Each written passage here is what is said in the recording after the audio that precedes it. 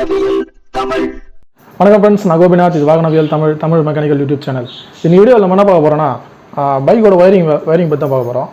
பைக்கோட ஒயரிங்கில் பார்த்தீங்கன்னா முக்கியமானது ஃபியூஸ் கம்ப்ளைண்ட். சில வண்டிலாம் வந்து ஃபியூஸ் வந்து ஆட்டோமேட்டிக்காக ஃபியூஸ் போயிட்டே இருக்கும். பைக்கு ஆன் பண்ண உடனே ஃபியூஸ் போயிடும். சில வண்டி பைக் ஸ்டார்ட் பண்ணி கொஞ்சம் நேரம் ஓட்டு போகும்போது ஃபியூஸ் போகும், அடிக்கடி ஃபியூஸ் போகும். இது ஏன் ஃபியூஸ் போகுதுன்னு சொல்லிட்டு நிறைய மெக்கானிக் வந்து அவங்க நேரத்தையும் அவங்களுடைய உழைப்பையும் வேஸ்ட் பண்ணுவாங்க. அந்த ஃபியூஸ் போகிறதுக்கான காரணம் என்ன, அது எப்படி நம்ம ஈஸியாக ஒரு ஃபியூஸ் போகிற ப்ராப்ளத்தை கண்டுபிடிச்சி சால்வ் பண்ணலாம் அப்படின்னு சொல்லிட்டு தான் பார்க்க போகிறோம். இது வந்து எல்லா பைக்குமே காமன் தான். எல்லா பைக்குமான ஒரு விரிவான விளக்கு தான் நம்ம வீடியோவில் பார்க்கலாம். ஓகே ஃப்ரெண்ட்ஸ், வீடியோக்குள்ள போகலாம். இப்போ பைக்கில் பார்த்தீங்கன்னா நம்ம ஒயரிங்கில் வந்து கண்டிப்பாக வந்து ஃபியூஸ் கொடுத்துருப்பாங்க. பைக்லன்னு இல்லை, வீட்டில் பண்ணுற ஒயரிங்களோட ஃபியூஸ் பாக்ஸ் கொடுத்துருப்பாங்க. இந்த ஃபியூஸோட வேலைன்னு பார்த்தீங்கன்னா இதான் வந்து ஃபியூஸ் பாக்ஸ். இந்த வண்டியில் இது வந்து பல்சரில் வருது. இப்போது நடுத்தரமானதுன்னு சொல்லலாம். ஓல்டு மாடல் ஃபியூஸ்னால் ஃபியூஸில் மொத்தம் வந்து 3 டைப் இருக்குது. இது வந்து ஓல்டு மாடல் ஃபியூஸு, இந்த மாதிரி உள்ள கண்ணாடிக்குள்ளே கம்பி வச்ச மாதிரி இருக்கும். இது வந்து ஓல்டு மாடல் ஃபியூஸ். இது அதுக்கடுத்து வந்தது இந்த மாதிரி பட்டையாக இருக்கும் பிளாஸ்டிக்கில். இது வந்து அதுக்கடுத்து ஒரு அட்வான்ஸ் டெக்னாலஜி ஃபியூஸ். இது இப்போது லேட்டஸ்ட் வண்டியெலாம் பார்த்தீங்கன்னா இதை விட ரொம்ப சின்னதாக ஃபியூஸ் கொடுக்க ஆரம்பிச்சிட்டாங்க. மொத்தம் 3 விதமான ஃபியூஸ் இருக்குது வண்டிங்களில். இப்போ ஒரு ஒயரிங்கில் ஃபியூஸோட வேலை என்னென்னு பார்த்தோன்னா, அந்த ஒயரிங்கோட சேஃப்டிக்காக தான் முக்கியமாக ஃபியூஸ் கொடுக்குறாங்க. எதுக்குன்னு பார்த்தீங்கன்னா, இப்போது எல்லா ஒயரிங்லேயும் பார்த்தீங்கன்னா பாசிட்டிவ், நெகட்டிவ், நியூட்ரல் ஃபேஸ், இந்த மாதிரி 2 விதமான சப்ளை இருக்கும். இது ரெண்டுமே வந்து ஒன்று டச் ஆகும்போது அங்கே வந்து ஒரு ஸ்பார்க் உண்டாகும். அந்த ஸ்பார்க்னால வந்து பார்த்திங்கன்னா அந்த ஒயரிங்கே வந்து டோட்டலாக எரிஞ்சு போகிறதுக்கு வாய்ப்பு இருக்குது. இப்போ இந்த பேட்டரியில் பார்த்தோன்னா இது வந்து நெகட்டிவ், இது பாசிட்டிவ். இது ரெண்டுமே எந்த காரணத்தை கொண்டும் ஒன்று டச் ஆகக்கூடாது. டச் ஆச்சுன்னா என்ன ஆகுனா, இப்போ நான் ஒயரை வச்சு டச் பண்ணி காட்டுறேன் பாருங்கள். டச் பண்ண உடனே நமக்கு வந்து நெருப்பு வர ஆரம்பிச்சிடும். இது மாதிரி அந்த ஒயரே வந்து மெல்ட் ஆக ஆரம்பிச்சிடும். பார்த்தீங்கன்னா தெரியும், புகை வந்து மெல்ட் ஆகுது பாருங்கள். இது மாதிரி நம்ம வண்டி ஃபுல்லாக வந்து நியூட்ரல் வந்து இந்த ஒயர் மூலமாக வண்டி ஃபுல்லாகவே வந்து நெகட்டிவ் இருக்கும். வண்டியோட ஃப்ரேமில், போல்டு, நட் எல்லாத்துலேயுமே நெகட்டிவ் இருக்கும். ஆனால் பாசிட்டிவ் பார்த்தீங்கன்னா ஒயர் மூலமாக மட்டும் தான் எடுத்துகிட்டு போயிருப்பாங்க. அது எங்கேயாவது ஒரு இடத்துல நம்ம இந்த பாசிட்டிவ் நெகட்டிவும் டச் ஆகும்போது அந்த இடத்துல இந்த மாதிரி நெருப்பு வந்து புகை வந்து எரிய ஆரம்பிச்சிடும். வண்டியை கூட சில நேரத்தில் எரிஞ்சிடும். ஒயரிங் கிட்ட ஃபுல்லாக எரிஞ்சு வண்டியை எரிய ஆரம்பிக்கும். அந்த மாதிரி எரிஞ்சு போகாமல் இருக்கிறதுக்கு சேஃப்டிக்காக தான் ஃபியூஸ் கொடுக்குறாங்க. இப்போ என்ன ஒன்று, அந்த ஃபியூஸோட வேலை என்னென்னா, ரொம்ப கம்மியான ஆம்பியர், அதாவது 5 ஆம்பு, 10 ஆம்பு, 15 ஆம்பு, 20, 25, 30, இந்த மாதிரி ரொம்ப கம்மியான ஆம்பு நிறைய விதமான ஃபியூஸ் இருக்குது. இப்போ இந்த ஃபியூஸ் என்ன பண்ணணும்னா, இது உள்ளே இருக்கிற இந்த பக்கம் கொடுக்குற நம்ம ஒரு லைன் வந்து இந்த சின்ன கம்பி இருக்குது பார்த்தீங்கன்னா உள்ள, அது வழியாக கிராஸ் பண்ணி தான் இந்த பக்கம் வரும். அப்போ என்ன ஆகுனா, நம்ம ஒயரிங் கிட்ட விட இந்த உள்ளே இருக்கிற கம்பி வந்து ரொம்ப கம்மியான ஆம்பியர் கொண்டது. அப்போ நடுவில் எங்கேயாச்சும் ஒரு ஷார்ட் சர்க்யூட் ஆச்சு, அதாவது பாசிட்டிவ் நெகட்டிவ் ஒன்று ஜாயிண்ட் ஆகுதுன்னா, அப்போ எரிஞ்சு அந்த இடத்துல வந்து நெருப்பு உண்டாவது நம்ம பார்த்துருப்போம். நம்ம அந்த ஒயர் வந்து ஹீட் ஆகி நெருப்பு வருது இல்லை, அது மாதிரி அந்த ஒயரிங் கிட்ட எரியாமல் என்ன பண்ணணும்னா, வீக்காக இருக்கிற இந்த கம்பி எரிஞ்சிடும். உள்ளே இருக்கிற கம்பி எரியும் போது என்னன்னா, இங்கே இருக்கிற சப்ளை இந்த பக்கம் வராது. அப்போ என்ன ஆகும், நம்ம அதாவது நெகட்டிவும் பாசிட்டிவும் டச் ஆகாமல் பவர் சப்ளை கட் ஆகிட்டு உடனடியாக அந்த விபத்து தடுக்கப்படுது. இதுக்காக தான் வந்து ஃபியூஸ் மெயினாக கொடுக்குறாங்க. இந்த ஃபியூஸ் வந்து முக்கியமாக சேஃப்டிக்காக மட்டும் தான் கொடுக்குறாங்க. இப்போ இந்த ஃபியூஸ் வந்து ஒரு பைக்கில் இந்த ஃபியூஸ் எப்படி அடிக்கடி போயிட்டே இருக்குன்னு வச்சிங்களேன். ஒரு சில பைக்கில் பார்த்தீங்கன்னா நம்மக்கிட்ட ப்ராப்ளம் வரும். சாவி ஆன் பண்ண உடனே ஃபியூஸ் போயிடும். இந்த கம்ப்ளைண்ட் வந்து கண்டுபிடிக்கிறது வேலை தெரிஞ்சால் ஈஸியாக கண்டுபிடிச்சிடலாம். சில பேர் வந்து ரொம்ப கஷ்டப்படுவாங்க எப்படி கண்டுபிடிக்கும் தெரியாமல். இப்போ நம்ம அதை தான் இந்த வீடியோவில் பார்க்க போகிறோம். ஒரு வண்டியில் வந்து சாவி ஆன் பண்ண உடனே ஃபியூஸ் பட்டுன்னு போயிடுதுன்னா நம்ம என்னென்ன பண்ணணும்னு சொல்லிட்டு பார்க்கலாம். ஃபஸ்ட்டு பார்த்தீங்கன்னா, இந்த வண்டியில் வந்து பைக்கில் வந்து பழைய மாடல் பைக்கில் என்ன வச்சுன்னா ஒரே ஒரு ஃபியூஸ், மெயின் ஃபியூஸ் மட்டும் கொடுத்துருப்பாங்க. பழைய ஸ்ப்ளெண்டர்லாம் பார்த்தீங்கன்னா ஒரே ஒரு ஃபியூஸ் தான் இருக்கும். அது வழியாக பேட்டரி பாசிட்டிவ் வந்து லாக் செட்டுக்கு போய்ட்டு ஒயரிங் கிட்டலாம் போய்டும். ஒரே ஒரு ஃபியூஸ் தான் இருக்கும். அதுக்கப்புறம் சில வண்டியில் இந்த மாதிரி 2 ஃபியூஸ் கொடுத்தாங்க. பவர் சப்ளை கொண்டு, லைட்டிங் கொண்டு, இந்த மாதிரி தனித்தனியாக ஃபியூஸ் கொடுக்க ஆரம்பிச்சாங்க. ஸோ இப்போ லேட்டஸ்ட்டாக வண்டியில் பார்த்தீங்கன்னா ஒவ்வொன்றுக்கும் தனித்தனியாக ஃபியூஸ் கொடுத்துட்டாங்க. அதாவது பேட்டரியோட மெயின் ஃபியூஸ் இருக்கும். அதுக்கடுத்து பார்த்தீங்கன்னா ஃபியூல் பம்புக்கு தனியாக ஃபியூஸ் இருக்கும், ஹெட்லைட்டுக்கு தனியாக ஃபியூஸ் இருக்கும், ஏபிஎஸ் சிஸ்டத்துக்கு தனியாக ஃபியூஸ் இருக்கும், ரேடியேட்டர் ஃபேனுக்கு தனியாக ஃபியூஸ் இருக்கும், டைல் லேம்புக்கு தனியாக ஃபியூஸ் இருக்கும். அந்த மாதிரி தனித்தனியாக ஒவ்வொன்றும் தனித்தனியாக பிரித்து அவங்க வந்து தனித்தனியாக ஃபியூஸ் வச்சுட்டாங்க. ஏன்னா மொத்தமாக ஷட் டவுன் ஆகாமல் அதே மாதிரி நமக்கு ப்ராப்ளம் வந்தாலும் ஈஸியாக ஐடென்டிஃபை பண்ணலாம். எந்த ஃபியூஸ் போயிருக்கு அங்கே மட்டும் தான் ப்ராப்ளம், அங்கே தான் ஷார்ட் சர்க்யூட் ஆகின்னு சொல்லிட்டு நம்ம ஈஸியாக கண்டுபிடிச்சி அந்த ப்ராப்ளம் சால்வ் பண்ணலாம் சொல்லிட்டு தனித்தனியாக பிரித்து இப்போ ஃபியூஸ் கொடுத்துருக்காங்க லேட்டஸ்ட் வண்டிங்களா. இப்போ நம்ம இந்த வண்டியை வச்சு டெமோ பார்ப்போம். இப்போ இந்த வண்டியில் பார்த்தீங்கன்னா, இப்போ சாவி ஆன் பண்ணோடனே ஃபியூஸ் போகுதுன்னு வச்சிங்க. நம்ம எங்கே செக் பண்ணணும்னு பார்த்தீங்கன்னா, ஃபஸ்ட்டு நம்ம சாவி ஆன் பண்ண எங்கெங்கெல்லாம் சப்ளை வருதுன்னு ஃபஸ்ட்டு பார்க்கணும். ஃபியூஸ் வந்து பார்த்திங்கன்னா மேக்ஸிமம் பாசிட்டிவில் மட்டும் தான் கொடுத்துருப்பாங்க. அதாவது டிசி சப்ளையில் மட்டும் தான் கொடுத்துருப்பாங்க. சில வண்டிகளில், ரொம்ப ரேரான வண்டிகளில் நெகட்டிவ்லையும் ஃபியூஸ் கொடுத்துருக்காங்க. மேக்ஸிமம் ஏசி சப்ளையில் ஃபியூஸ் கொடுக்க மாட்டாங்க. டிசியில் இல்லை நெகட்டிவில் மட்டும் தான் கொடுப்பாங்க. நெகட்டிவ்லையும் பார்த்தீங்கன்னா நம்ம எக்ஸலண்டர் மாதிரியான சில வண்டிகளில் மட்டும் தான் கொடுத்துருக்காங்க. பெரும்பாலான வண்டிகளில் ஒன்லி டிசி மட்டும் தான் ஃபியூஸ் இருக்கும். அதனால் நம்ம டிசி மட்டும் செக் பண்ணாலே போதும். இந்த வண்டிலையும் டிசியில் மட்டும் தான் ஃபியூஸ் வரும், ஏசிலையோ இல்லை நெகட்டிவ்லையோ ஃபியூஸ் வராது. இப்போது நம்ம சாவி ஆன் பண்ண உடனே பார்த்தீங்கன்னா டிசி சப்ளையில் டப்புன்னு ஃபியூஸ் போகுதுன்னு வச்சிங்களேன். சாவி ஆன் பண்ணால் எங்கெங்கெல்லாம் டிசி சப்ளை வருதுன்னு முதல்ல நம்ம செக் பண்ணோம். இப்போ இந்த வண்டியில் பார்த்தீங்கன்னா சாவி ஆன் பண்ணால் கிட்டத்தட்ட ஒரு 10-11 இடத்துல வந்து டிசி சப்ளை வந்துடும். சாவி ஆன் பண்ண உடனே எங்கெங்கன்னு பார்ப்போம்.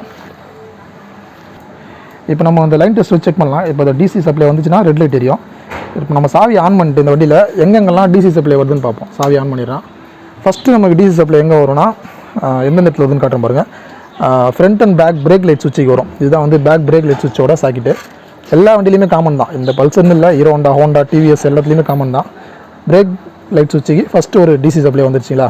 அடுத்து எங்கே வரும் பார்த்தீங்கன்னா இண்டிகேட்டர் ஃப்ளாஷரு அந்த இடத்துக்கு வந்துடும். இங்கே பார்த்தீங்கன்னா இண்டிகேட்டர் ஃப்ளாஷரு ஹெட்லைட் ரிலே இது சேர்ந்த மாதிரி இருக்கும் அந்த வண்டியில். இது ஒரு டிசி சப்ளை வருது பார்த்தீங்களா. அடுத்து ரெக்டிஃபரில் இது சாவி ஆன் பண்ணாலும் ஆன் பண்ணலனாலும் இதில் கண்டிப்பாக ஒரு டிசி சப்ளை வந்துகிட்டே இருக்கும். இப்போ சாவி ஆஃப் பண்ணாலும் இங்கே டிசி சப்ளை வரும். சாவி ஆஃப் பண்ணுப்பா. சாவி ஆஃப் பண்ணாலும் இங்கே லைட் எரிஞ்சு தான் இருக்கும். ஏன்னா பேட்டரியோட டேரெக்டான கனெக்ஷனில் ரெக்டிஃபர் இருக்கிறதுனால டேரெக்டாக இதில் வந்து எப்பவுமே சப்ளை வந்துட்டு தான் இருக்கும். ஓகே, அடுத்து எங்கே வரும்னு பார்த்தீங்கன்னா இப்போ நம்ம சாவி மறுபடியும் ஆன் பண்ணிட்டோம். இப்போ அடுத்து எங்கே வந்து பார்த்தோம்னா நம்ம டேங்க்கில் இருக்கிற fuel tank float unit fuel supply வருது பார்த்தீங்களா. அதை ஃபியூல் கேஜ் வேலை செய்து பாருங்கள். அந்த ஃபியூல் கேஜ் காட்டக்கூடிய அந்த ஃப்ளோட் யூனிட்டுக்கு ஒரு டிசி சப்ளை சாவி ஆன் பண்ணால் போயிடும். அடுத்து எங்கன்னு போவோம் பார்த்தீங்கன்னா ஹாரனில் ஒரு ஒயரில் சாவி ஆன் பண்ணால் டிசி சப்ளை வந்துடும். அதுக்கடுத்து எங்கே போகணும் பார்த்தோம்னா டிஜிட்டல் மீட்டர். இப்போ மேக்ஸிமம் பார்த்தீங்கன்னா எல்லா வண்டியுமே டிஜிட்டல் மீட்டர் தான் வருது. அதனால் நம்ம ஈஸியாக கண்டுபிடிச்சிடலாம். டிஜிட்டல் மீட்டரில் ஒரு டிசி சப்ளை சாவி ஆன் பண்ணோடனே வந்துடும். அது எதுன்னு பார்த்தோன்னா பல்சரில் இந்த ப்ரௌன் கலர் ஒயரு ஒரு வண்டியில் ஒரு மாதிரி ஒயர் வரும். டிஜிட்டல் மீட்டரில் இங்கே பார்த்தீங்கன்னா தெரியும். சாவி ஆன் பண்ணோடனே இதில் டிசி சப்ளை வந்துடும். டிசி சப்ளை வருது. அடுத்து பார்த்தீங்கன்னா கடைசியாக நமக்கு சிடிஐ யூனிட்டில் ஒரு டிசி சப்ளை வரும். இது வந்து அதாவது டிசி சப்ளை வண்டி, டிசி இக்னிஷன் வண்டி இது. இதில் நம்ம சிடிஐயில் ஒரு டிசி சப்ளை கண்டிப்பாக வந்துடும் சாவி ஆன் பண்ணால். அதுக்கு நம்ம டேங்கை கழட்டணும். இப்போ நம்ம டேங்கை கழட்டினா உள்ள சிடிஐ யூனிட் இருக்கும். இதுவே எஃப்ஐ வண்டி இருந்ததுன்னா இசியூ இருக்கும். இசியூக்கும் கண்டிப்பாக சாவி ஆன் பண்ணாலும் ஒரு டிசி சப்ளை வரும். சாவி ஆஃபில் இருந்தாலும் சில வண்டிகளில் டிசி சப்ளை உள்ள இசியூக்கு போகிற மாதிரி இருக்கும். இப்போ இதில் பார்த்தீங்கன்னா இதில் சாவி ஆன் பண்ணிட்டு கில் சுவிட்ச் ஆன் பண்ணால் ஒரு டிசி சப்ளை உள்ளே வர மாதிரி இருக்கும். அந்த சப்ளை எதுன்னு காட்டுறேன்.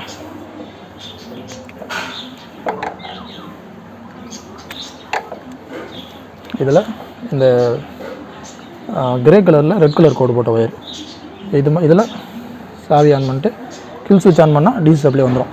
இது மாதிரி நம்ம சாவியை ஆன் பண்ண உடனே இத்தனை இடத்துக்கு நமக்கு வந்து டிசி சப்ளை வருது. இதில் எதில் ஷார்ட் சர்க்யூட் ஆனாலும் நமக்கு உடனே ஃபியூஸ் போயிடும். அது நம்ம எப்படி இது கண்டுபிடிக்கணும்னா நம்ம சாவி ஆன் பண்ண உடனே ஃபியூஸ் போகுதுன்னு வச்சுங்க. நம்ம இந்த ஒவ்வொரு சாக்கெட்டையும் டிஸ்கனெக்ட் பண்ணோம். ஃபஸ்ட்டு என்ன பண்ணோம்னா பிரேக் லைட் சுவிட்சை கழட்டி விடணும்.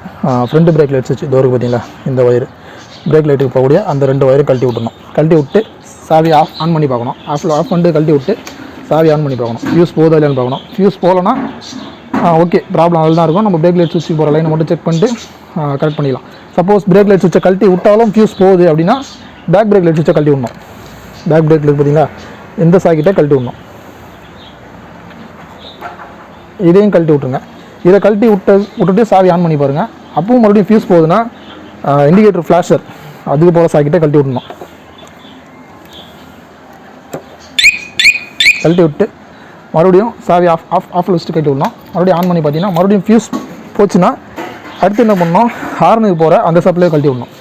ஹார்னுக்கு போகிற 2 ஹார்ன் இருந்தால் 2 ஹார்னு, ஒரு ஹார்ன் இருந்தால் ஒரு ஹார்னு, ரெண்டுத்துக்கும் போகிற சப்ளையை கழட்டி விட்டிங்கன்னா அப்போ மறுபடியும் சாவி ஆன் பண்ணி பார்க்கணும். அப்போ மறுபடியும் ஃபியூஸ் போகுதுன்னா பெட்ரோல் ஃபியூல் கேஜ் நான் சொன்ன பார்த்தீங்கன்னா டேங்க்குக்கு போகிற ஃபியூல் கேஜ் ஒயர் அதை கழட்டி விடணும். இதை கழட்டி விட்டாலும் ஃபியூஸ் போகுதுன்னா நம்ம சிடிஐ கழட்டிடலாம். சிடிஐ சில நேரத்தில் என்ன ஆகுனா சிடிஐ ஷார்ட் சர்க்யூட் இருக்கும். அப்போ என்ன சிடிஐக்குள்ளே பார்த்தீங்கன்னா ஒரு பாசிட்டிவும் போகும், நெகட்டிவும் போகும். இது ரெண்டுமே உள்ள ஏதோ ஷார்ட் சர்க்யூட் இருந்தாலும் கண்டிப்பாக ஃபியூஸ் போகும். அதனால் சிடிஐ கழட்டிடுங்க. கழட்டி விட்டு செக் பண்ணுங்கள். கழட்டி விட்டு சாவி ஆன் பண்ணி பார்த்து அப்பவும் மறுபடியும் ஃபியூஸ் போகுதுன்னா அடுத்து நம்ம ஃபைனலாக பார்க்க வேண்டியது ரெக்டிஃபருக்கு போகக்கூடிய அந்த சாக்கெட்டையும் கழட்டி விட்டுணும். கழட்டி விட்டு மறுபடியும் ஃபியூஸ் போகுதுன்னா டிஜிட்டல் மீட்டருக்கு போகக்கூடிய சாக்கெட்டையும் கழட்டி விட்டணும். கழட்டி விட்டிங்கன்னா இப்போ கண்டிப்பாக எல்லாத்தையுமே மேக்ஸிமம் எல்லா கனெக்ஷனையும் பிரிச்சிட்டோம். இதுக்கப்புறம் ஃபியூஸ் போகிறதுக்கான வாய்ப்பே கிடையாது. நம்ம எதை கழட்டும் போது ஃபியூஸ் போகாமல் கரெக்டாக இருந்துச்சோ அதை மட்டும் நம்ம ரெடி பண்ணிடணும். இப்போ சப்போஸ் நம்ம இது எல்லாத்தையும் கழட்டி விட்டோம், ஃபியூஸ் போயிட்டே இருந்தது, டிஜிட்டல் மீட்டர் கழட்டி விட்டால் மட்டும் ஃபியூஸ் போகலன்னா மீட்டர் தான் கம்ப்ளைண்ட். நம்ம மீட்டர் கழட்டி செக் பண்ணி பார்க்கலாம், இல்லை புது மீட்டர் மாற்றலாம். இல்லை சப்போஸ் நம்ம சிடிஐ கழட்டும் போது ஃபியூஸ் போகல கரெக்டாக இருக்குன்னா அப்போ சிடிஐயில் தான் கம்ப்ளைண்ட், சிடிஐ மாற்றினா வேலை முடிஞ்சிடும். இல்லை சப்போஸ் ரெக்டிஃபரில் எப்பவுமே லைன் வந்து தான் இருக்கும். ரெக்டிஃபரால் மேக்ஸிமம் ப்ராப்ளம் வராது. ஆனால் சில வண்டிகளில் வந்து அதனாலையும் ப்ராப்ளம் வந்து வாய்ப்பு இருக்குது. அப்படி இருக்கும்போது நம்ம ரெக்டிஃபர் கழட்டி விட்டு ஓகே ஆயிடுச்சுன்னா ரெக்டிஃபர் மட்டும் மாற்றிட்டு வேலை முடிஞ்சிடும். அதே மாதிரி இந்த ஃபியூஸோட இந்த பாக்ஸையும் செக் பண்ணணும். ஃபியூஸ் பாக்ஸில் ஏதாவது லூஸ் கான்டாக்ட் இருந்தாலோ இல்லை பேட்டரி டெர்மினல்ஸ் ஏதாவது லூஸாக இருந்தாலோ அப்பவும் ஃபியூஸ் போகிறது நிறைய வாய்ப்புகள் இருக்குது. இப்போ இதுதான் பார்த்தீங்கன்னா ஒரு சிம்பிளாக ஒரு காமனாக எல்லா பைக்லையும் வந்து ஃபியூஸ் போகிற கம்ப்ளைண்ட்டை நம்ம எப்படி ப்ராப்ளத்தை கண்டுபிடிச்சி சால்வ் பண்ணுறதுன்னு சொல்லிட்டு ஸ்டெப் பை ஸ்டெப்பாக பார்த்துருப்போம். இது வந்து பார்த்தீங்கன்னா டிசி இக்னிஷன் வண்டி. அதாவது டிசி இக்னிஷன்னா சாவி ஆன் பண்ணால் சிடிஐக்கு ஒரு டேரெக்டாக வந்து ஒரு பவர் சப்ளை வந்துடும். பிக்கப் காயில் மட்டும்தான் இருக்கும் மேக்னெட்டில், ஸ்டார்டிங் காயில் இருக்காது. இது வந்து டிசி இக்னிஷன் வண்டி. இதிலே பார்த்தீங்கன்னா டிசிஐ இக்னிஷன் ஒரு வண்டி இருக்குது. நம்ம கிளாசிக் 350 இது மாதிரி வண்டிங்கலாம் பார்த்தீங்கன்னா டிசிஐ இக்னிஷன் சொல்லுவாங்க. அது என்ன மாடல்னா, நம்ம சாவி ஆன் பண்ண உடனே பார்த்தீங்கன்னா நம்ம பவர் காயில் இருக்குது பார்த்தீங்களா, ஹெச்டி காயில்னு சொல்லுவாங்க. ஹெச்டி காயிலுக்கு டேரெக்டாக ஒரு டிசி சப்ளை வந்துடும். அது மாதிரி வண்டிங்க இல்லை, ஹெச்டி காயிலுக்கு போகக்கூடிய ஒயரையும் கழட்டி விட்டு நம்ம செக் பண்ணி பார்க்கணும். ஏன்னா அதுலேயும் டிசி சப்ளை டேரெக்டாக வரும். அது வந்து நம்ம சிடிஎல்லேருந்து நெகட்டிவ் போயிட்டு தான் ஹெச்டி காயில் வந்து ஃபங்க்ஷன் ஆகும். நமக்கு டேரெக்டாக வந்து டிசி சப்ளை சாவி ஆன் பண்ணணும், டிசி சப்ளை வந்து பார்த்திங்கன்னா உள்ள ஹெச்டி காயிலுக்கு வந்துடும். அந்த மாதிரி டிசிஐ வண்டிங்களில் பவர் காயிலுக்கு போகக்கூடிய லைனையும் ஹெச்டி காயிலுக்கு போகிற லைனையும் கழட்டி விட்டு செக் பண்ணி பார்க்கணும் அடிஷ்னலாக. இதுவே ஒரு ஃபியூல் இன்ஜெக்ஷன் வண்டி வந்து வச்சிங்களேன், ஃபியூல் பம்புக்கு போகிற லைனை கழட்டி விடணும், இன்ஜெக்டருக்கு போகிற லைனை கழட்டி விடணும். அங்கெல்லாம் டிசி சப்ளை வரும். அதுக்கடுத்து பார்த்தீங்கன்னா அங்கே இசியூவும் கழட்டி வச்சுட்டு செக் பண்ணலாம். இசியூவில் ஷார்ட் சர்க்யூட் இருந்தாலும் ஃபியூஸ் போகிறது வாய்ப்பு இருக்குது. அதுக்கடுத்து ரேடியேட்டர் ஃபேன் அதையும் செக் பண்ணோம். இது எல்லாத்தையுமே கழட்டி விட்டு பார்த்துட்டோம். அப்பவும் மறுபடியும் ஃபியூஸ் போயிட்டே இருக்குன்னா ஒயரிங் கிட்ட ஃபுல்லாக பிரித்து எந்த இடத்துலையாவது பாசிட்டிவ் நெகட்டிவ் டச் ஆகுதான் நம்ம கண்டுபிடிக்கணும். அந்த மாதிரி ப்ராப்ளம் வரது ரொம்ப கஷ்டம் தான். ஏன்னா இதில் ஏதாச்சும் ஒன்று தான் ப்ராப்ளமாக இருக்கும். நம்ம ஈஸியாக கண்டுபிடிச்சிடலாம். இவ்வளவும் பண்ணிவிட்டு கண்டுபிடிக்க முடியலன்னா நீங்கள் ஒயரிங் கிட்ட பிரித்து செக் பண்ணி பார்க்கணும். எங்கே ஏதாவது ஒயர் டச் ஆகிருக்கா, எலி ஏதாவது கடிச்சிருக்கா, அது மாதிரி நம்ம செக் பண்ணி பார்க்கணும். அடுத்து பார்க்க வேண்டியது பார்த்தீங்கன்னா பேட்டரியில் நமக்கு எல்லாருமே தெரியும் ஒரு பாசிட்டிவ் ஒரு நெகட்டிவ் இருக்கும். டிசியில் பாசிட்டிவ் நெகட்டிவ் பார்த்தீங்கன்னா நம்ம மல்டிமீட்டரில் செக் பண்ணும்போது இப்போ நம்ம பிளாக்கை வந்து மைனஸில் வச்சிடறோம், ரெட்டை வந்து பாசிட்டிவில் வைக்கிறோம். வச்சிங்கன்னா நம்ம வோல்டேஜ் காட்டும். இதுவே நம்ம மாற்றி வச்சோன்னா வோல்டேஜ் காட்டும், ஆனால் ஒரு சின்ன வித்தியாசம் இருக்கும். பக்கத்தில் ஒரு மைனஸ் கோடு மாதிரி வருது பார்த்தீங்களா, இந்த பாசிட்டிவ் நெகட்டிவ் மாற்றி வைக்கும்போது மைனஸில் வேல்யூ காட்டும். நம்ம கரெக்டாக வைக்கும்போது பாசிட்டிவ் நெகட்டிவ் வைக்கும்போது கரெக்டாக வந்து வேல்யூ மைனஸ் இல்லாமல் காட்டும். மாற்றி வச்சா மைனஸில் காட்டும். இது மாதிரி நேரத்தில் என்ன ஆகுனா சில பேட்டரி வந்து உள்ளுக்குள்ளே வந்து ஷார்ட் சர்க்யூட் ஆகிடும். அப்போ என்ன ஆகுனா பாசிட்டிவ் நெகட்டிவ் மாறிடும், பேட்டரியிலே ஆட்டோமேட்டிக்காக மாறிடும். அப்போ என்ன ஆகுனா நீங்கள் கரெக்டாக பாசிட்டிவ் நெகட்டிவ் வச்சாலும் மைனஸ் வேல்யூ காட்டும் சில பேட்டரி. அந்த மாதிரி வந்து ரொம்ப ரேர். ஒரு 1000 பேட்டரியில் ஒரு பேட்டரி இந்த மாதிரி கம்ப்ளைண்ட் வரும். அது மாதிரி கம்ப்ளைண்ட்டு உள்ள பேட்டரி ஷார்ட் சர்க்யூட் ஆகிட்டு உள்ளவே பாசிட்டிவ் நெகட்டிவ் மாறி இருந்தாலும் நமக்கு ஃபியூஸ் அடிக்கடி போயிட்டே இருக்கும். அது மாதிரி வண்டி இல்லை, நம்ம மல்டிமீட்டர் வந்து செக் பண்ணும்போது தெரிஞ்சிடும். வேல்யூ வந்து மைனஸில் வந்துச்சுன்னா ஓகே பேட்டரியில் வந்து அதோட டெர்மினல் மாறி இருக்குது, உள்ளே வந்து ஷார்ட் சர்க்யூட் ஆகிருக்கு, ஈஸியாக கண்டுபிடிச்சிடலாம். மைனஸில் வரக்கூடாது. அதாவது நம்ம இந்த மல்டிமீட்டரை கரெக்டாக வச்சு செக் பண்ணும்போதும் மைனஸில் வந்துச்சுன்னா பேட்டரி ஷார்ட் சர்க்யூட் ஆச்சுன்னு அர்த்தம். இதையும் நம்ம செக் பண்ணோம். ஓகே ஃப்ரெண்ட்ஸ், வீடியோ பார்த்துருப்பீங்க. நார்மலாக நம்ம பைக்கில் வரக்கூடிய ஃபியூஸ் போகிற கம்ப்ளைண்ட்டை எப்படி நம்ம ப்ராப்ளத்தை ஸ்டெப் பை ஸ்டெப்பாக கண்டுபிடிச்சி சால்வ் பண்ண சொல்லி தான் வீடியோவில் பார்த்துருப்போம். மேக்ஸிமம் பெரும்பாலான வண்டிகளில் பார்த்தீங்கன்னா டிசியில் வரக்கூடிய பாசிட்டிவில் மட்டும்தான் ஃபியூஸ் கொடுத்துருப்பாங்க. சில வண்டிகளில் நெகட்டிவில் ஃபியூஸ் கொடுத்துருப்பாங்க. மேக்ஸிமம் எந்த வண்டியிலுமே ஏசியில் ஃபியூஸ் கொடுக்க மாட்டாங்க. அதை வச்சு நம்ம வந்து டிசியில் தான் ஃபியூஸ் போகுது நம்ம ஈஸியாக கண்டுபிடிச்சி டிசி சப்ளை எங்கெல்லாம் போகுமோ அதை மட்டும் நம்ம டிஸ்கனெக்ட் பண்ணி வச்சு ஈஸியாக வந்து ப்ராப்ளத்தை சால்வ் பண்ணிடலாம். சப்போஸ் வண்டி வந்து ரன்னிங்லேயே ஃபியூஸ் போகுது, வண்டி ஓட்டிகிட்டே போகும்போது திடீர்னு ஃபியூஸ் போயிடுதுன்னா நம்ம வந்து சிடிஐ செக் பண்ணலாம். ஏன்னா சிடிஐயில் ஏதாவது ஷார்ட் சர்க்யூட் இருந்தாலும் ஃபியூஸ் போகும். பவர் காயில் ஏதாவது டிசி வண்டியாக இருந்தால் பவர் காயில் செக் பண்ணலாம். பவர் காயில் கழட்டி வேறு பவர் காயில் போட்டு பார்க்கலாம். இல்லைனா ஒயரிங் கிட்டில் ஏதாவது ஹேண்டில் பார் திருப்பும் போதோ அந்த மாதிரி இடத்துல வந்து பார்த்தீங்கன்னா ஒன்று டச் ஆகும்போது ஃபியூஸ் போகிறது வாய்ப்பு இருக்குது. அந்த மாதிரி ஹேண்டில் பார் திரும்புகிற இடத்துல அங்கெல்லாம் வந்து ஒயரிங் கிட்ட பிரித்து பார்த்தோன்னா நமக்கு தெரிஞ்சிடும் எந்த இடத்துல ஷார்ட் சர்க்யூட் ஆகுதுன்ட்டு. ரொம்ப ஈஸியாக கண்டுபிடிக்கலாம், பெரிய விஷயம் இல்லை. ஏன்னா இது வந்து நிறைய மெக்கானிக்கோடைய நேரத்தையும் உழைப்பையும் வேஸ்ட் பண்ணுறோம் இந்த ஃபியூஸ் போகிற கம்ப்ளைண்ட் பொறுத்த வரைக்கும். அதனால் நம்மளால் முடிஞ்ச அளவுக்கு தெளிவாக விளக்கமாக சொல்லியிருப்பேன். வீடியோ பிடிச்சா லைக் பண்ணுங்கள். வீடியோ சந்தேகம் குறைகள் தவறுகள் இருந்தாலும் கமெண்ட்டை சொல்லுங்கள். நம்ம சேனல் பிடிச்சா சப்ஸ்கிரைப் பண்ணுங்கள். Thank you friends.